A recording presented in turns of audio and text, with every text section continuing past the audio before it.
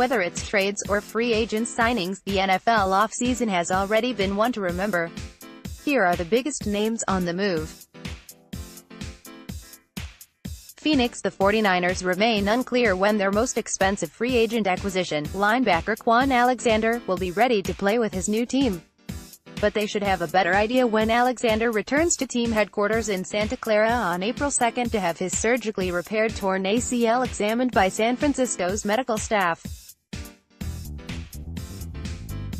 It's kind of an empty feeling that we know he was in good hands with the Tampa Bay Buccaneers, general manager John Lynch said Monday at the NFL owners' meetings.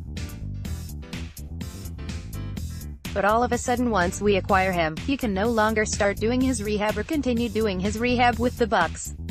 Alexander, 24, signed a 4-year, $54 million contract with the 49ers despite suffering the injury October 21 in a victory over the Cleveland Browns. His contract includes $14.25 million in guarantees for 2019, even though there's a chance Alexander misses time or doesn't return to 100%. "We're going to get to assess exactly where he's at," Lynch said. "I can tell you. When you do a deal like that, you want the return right away, but we had discussions that, hey, when you're making an investment like this, we've got to make sure he's right. So we will hold true to that. Our conversations with the people from the Buccaneers indicate that he's on track." Alexander's $13.5 million average annual salary is higher than star linebackers such as Carolina's Luke Kuechly, $12.4 million, and Seattle's Bobby Wagner, $10.75 million. Alexander was brought in to play the stack linebacker position vacated by the release of 2017 first-round draft pick Reuben Foster in November. Alexander's contract includes just $3 million in true guarantees over the remaining 3 years of the contract, after 2019, perhaps insulating the 49ers if Alexander can't return to his pre-injury form. He led the NFL in solo tackles in 2016 and was named a Pro Bowl alternate after the 2017 season.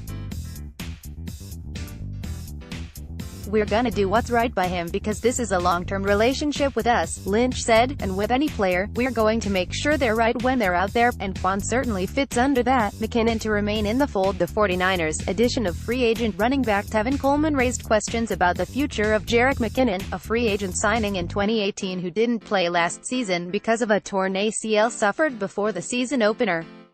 But Lynch on Monday quelled any speculation that McKinnon wouldn't be in the mix in the 49ers backfield, confirming he would be on the roster beyond April 1st, when his 2019 salary becomes fully guaranteed. He's due $3.7 million and would cost $5.75 million against the salary cap if his various bonuses are realized. "Jarek is going to be a part of us. We're excited to see that through," Lynch said. "Jarek is working incredibly hard.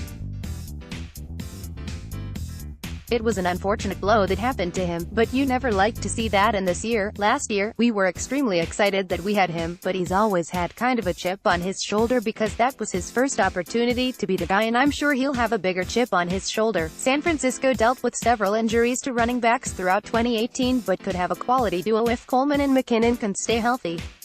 Coleman last season had a career-best 1,076 yards from scrimmage and has scored 28 touchdowns over the past 3 seasons.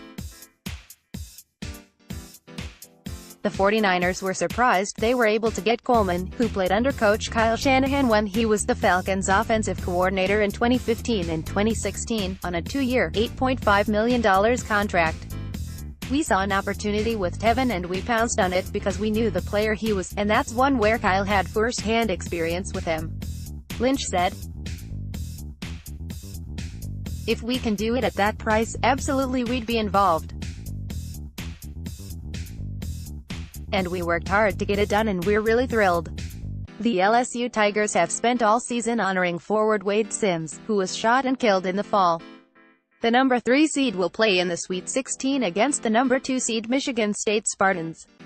March 25, 2019 2:35 p.m. March 25, 2019 6:24 p.m. March 25, 2019 4:57 p.m. March 25, 2019 1:10 p.m. March 25, 2019 5:25 p.m. March 25, 2019 4:36 p.m.